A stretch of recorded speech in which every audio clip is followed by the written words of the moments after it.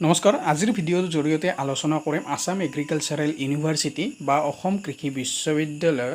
BVSc and AH degree programme অৰ্থাৎ ভেটেনাৰী সায়েন্সৰ যেটো ডিগ্ৰী প্ৰগ্ৰেম আছে সেই প্ৰগ্ৰেমৰ এলিজিবিলিটি ক্ৰাইটেৰিয়াৰ বিষয়ে আলোচনা কৰিম যেহেতু ইউনিভাৰ্চিটিৰ BVSc and AH ডিগ্ৰী প্ৰগ্ৰেমটো ভেটেনাৰী কাউন্সিল অফ ইণ্ডিয়াৰ rules and regulation মতে চলে অৰ্থাৎ governed by the veterinary council of India গতিকে VCR যিখিনি minimum standard of veterinary education regulation 2016 তাত যিখিনি ক্ৰাইটেৰিয়া আছে সেই এলিজিবিলিটি ক্ৰাইটেৰিয়াখিনি কেণ্ডিডেটজনে ফুলফিল কৰিব লাগিব এডমিশ্যন ল'বলৈ হ'লে এই এলিজিবিলিটি ক্ৰাইটেৰিয়াত কি আছে VCR rules and regulation গতিকে এইখিনি চমুকৈ আলোচনা কৰিবলৈ চেষ্টা কৰিম যেহেতু rules and regulation খিনি বহুতে দীঘলীয়া হয় ইয়াৰে চমুকৈ আলোচনা কৰিবলৈ চেষ্টা কৰিম ভেটেনাৰী সায়েন্সত এডমিশ্যন ল'বলৈ হ'লে কেণ্ডিডেটজনৰ বয়স 31 ডিসেম্বৰত মিনিমাম এজ 17 ইয়াৰ্স আৰু মেক্সিমাম এজ 25 ইয়াৰ্স গতিকে কেণ্ডিডেটজনৰ বয়স 17 বছৰৰ পৰা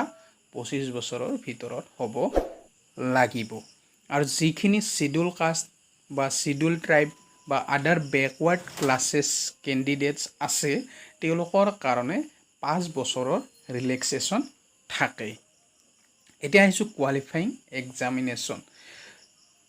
ভেটেনাৰী সায়েন্সৰ বাবে এলিজিবল হ'বলৈ হ'লে কেণ্ডিডেটজনে ৰিকগনাইজ বোৰ্ড বা ইউনিভাৰ্চিটিৰ পৰা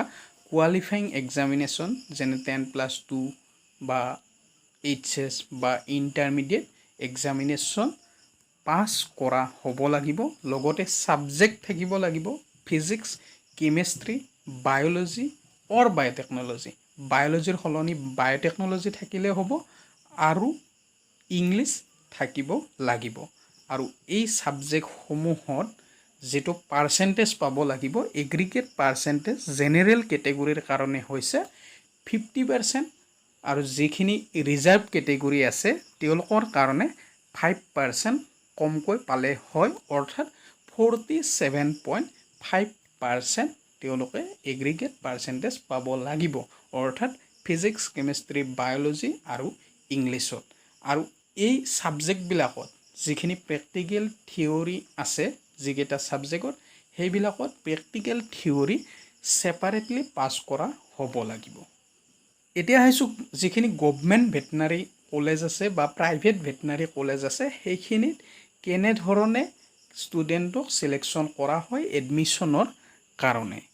কেণ্ডিডেট সকলৰ বাবে এটা কম্পিটিটিভ এন্ট্ৰেন্স এক্সামিনেশ্যন হয় যেটো নেকি কণ্ডাক্ট কৰে ইউনিভাৰ্চিটি নাইবা ষ্টেট গভৰ্নমেন্ট নাইবা ভেটেনাৰী কাউন্সিল অফ ইণ্ডিয়া এটা ভেটেনাৰী কাউন্সিল অফ ইণ্ডিয়াই যেটো টেষ্ট কণ্ডাক্ট কৰে এডমিশনৰ কাৰণে বা এডমিশন যেটো টেষ্টৰ পৰা লয় হেতু টেষ্ট হৈছে নিট অৰ্থাৎ নেশনাল এলিজিবিলিটি কাম এন্ট্ৰেন্স টেষ্ট এই নিটৰ পৰাই ভেটেনাৰী কাউন্সিল অফ ইণ্ডিয়াই কেণ্ডিডেট সকলক সিলেকশন কৰে এতিয়া আহিল ইউনিভাৰ্চিটি বা ষ্টেট গভৰ্নমেন্ট অসমৰ ক্ষেত্ৰত ষ্টেট গভৰ্নমেন্টৰ ফালৰ পৰা তেনেকুৱা কোনো ধৰণৰ টেষ্ট নাপাতে আসাম এগ্ৰিকালচাৰ ইউনিভাৰ্চিটিৰ তৰফৰ পৰা এটা কম্পিটিটিভ এন্ট্ৰেন্স এক্সামিনেশ্যন কণ্ডাক্ট কৰে প্ৰতি বছৰে সেই এন্ট্ৰেন্স এক্সামিনেশ্যনটো কণ্ডাক্ট কৰি আহিছে কিন্তু এই বছৰ যিখন ইনফৰমেশন বুলেটিন দিয়া আছে তাত উল্লেখ কৰা আছে যে সকলোবিলাক ইউজি প্ৰগ্ৰামৰ কাৰণে ইউনিভাৰ্চিটিয়ে এইবাৰ সেন্ট্ৰেলি কমন এন্ট্ৰেন্স টেষ্ট এটা কণ্ডাক্ট কৰিব আৰু সেই টেষ্টৰ পাৰফৰমেন্সৰ ওপৰত ভিত্তি কৰি কেণ্ডিডেট সকলক সিলেক্ট কৰা হ'ব এনেদৰে ইনফৰমেশন বুলেটিনখনত উল্লেখ কৰা আছে এতে কিমান সিট ফিল আপ হয় অল ইণ্ডিয়া বেচিছত কিমান সিট ফিল আপ হয় আৰু ষ্টেট কোটাত কিমান সিট ফিল আপ হয় যিখিনি ৰিকগনাইজ ভেটেনাৰী কলেজ আছে সেইখিনি ভেটেনাৰী কলেজত 15% সিট ৰিজাৰ্ভ থাকে অল ইণ্ডিয়া বেচিছ সিলেকশনৰ কাৰণে আৰু 85% সিট ফিল আপ কৰে ষ্টেট কোটাত। এতিয়া আহিছোঁ কি ডিজেবিলিটি থাকিলে কেণ্ডিডেট এজনে bachelor of veterinary science and animal husbandry degree প্ৰগ্ৰেমত এডমিশ্যন লোৱাৰ কাৰণে এলাউ নকৰে।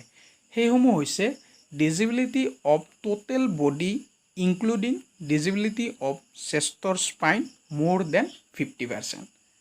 যদি 50%তকৈ বেছি হয় ডিজেবিলিটি তেতিয়াহ'লে এলাউ নকৰে। তাৰপাছত দিয়া আছে ডিজেবিলিটি অফ লোৱাৰ লিম্ব অফ মোৰ দেন 50%। যদি ভৰিৰ 50%তকৈ বেছি ডিজেবিলিটি আছে তেতিয়াহ'লেও এলাউ নকৰে। তাৰপিছত দিয়া আছে ডিজেবিলিটি অফ আপাৰ লিম্ব। যদি হাতৰ ডিজেবিলিটি আছে তেতিয়াহ'লেও এডমিশ্যনৰ কাৰণে এলাউ নকৰে। Visually handicap candidate and those with hearing disability, যিসকলৰ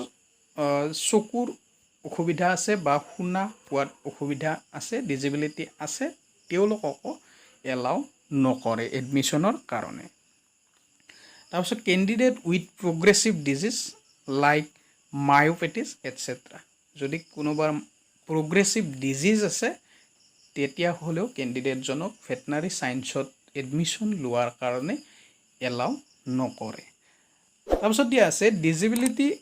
which otherwise would interfere in the performance of the duty of a veterinarian. ইয়াত কি কৈছে, যদি এনেকুৱা কিবা ডিজেবিলিটি যিটোৱে নেকি ভেটেনাৰিয়ান এজনৰ যিখিনি ডিউটি পাৰফৰ্ম কৰিব লাগে সেইখিনিত যদি অসুবিধাৰ সৃষ্টি কৰে, ইণ্টাৰফেয়াৰ কৰে, তেনেকুৱা ডিজেবিলিটি থকা কেণ্ডিডেটকো bachelor of veterinary science and animal husbandry degree প্ৰগ্ৰেমত এডমিশ্যন লোৱাৰ কাৰণে এলাউ নকৰে। আৰু এই ডিজেবিলিটিসমূহ চাৰ্টিফাইড কৰা হ'ব লাগিব গভৰ্ণমেণ্ট অথৰাইজ মেডিকেল বৰ্ডে। আৰু এই বৰ্ডখনত থাকিব লাগিব এটলিষ্ট 3 স্পেচিয়েলিষ্ট, 3জন স্পেচিয়েলিষ্ট এই মেডিকেল বৰ্ডখনত থাকিব লাগিব, আৰু যিখন বৰ্ডে নেকি ডিজেবিলিটিখিনি চাৰ্টিফাইড কৰিব। গতিকে এইখিনি এলিজিবিলিটি ক্ৰাইটেৰিয়া ইয়াত বিতংভাৱে দিয়া আছে। VCI ৰেগুলেশ্যনখিনি সকলোখিনি বিতংভাৱে দিয়া হৈছে। মই ভিডিঅ'ৰ জৰিয়তে চমুকৈ ইয়াত আলোচনা কৰিছোঁ সকলোখিনি eligibility criteria bachelor of veterinary science and animal husbandry degree প্ৰগ্ৰেমৰ কাৰণে কি এলিজিবিলিটি ক্ৰাইটেৰিয়া লাগিব। আজিৰ ভিডিঅ'টোত এইখিনিয়ে আছিলে আলোচনা কৰিবলগীয়া BBSc ডিগ্ৰী প্ৰগ্ৰেমৰ এলিজিবিলিটি ক্ৰাইটেৰিয়া। সকলোখিনি আলোচনা কৰা হ'ল চমুকৈ। ধন্যবাদ।